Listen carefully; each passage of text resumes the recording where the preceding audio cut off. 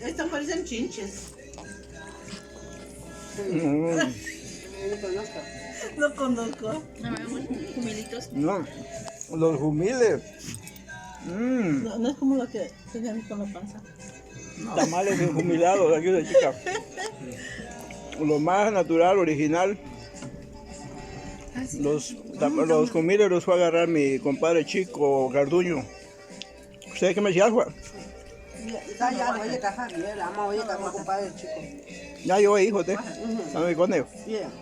Ya nomás. Yo lo como, pero con esos humiles sobre la... Así pues como se alimenta. Pero un montón de humiles y se une el sabor del humil con el tamal. ¿Sabes? De lo más sabroso.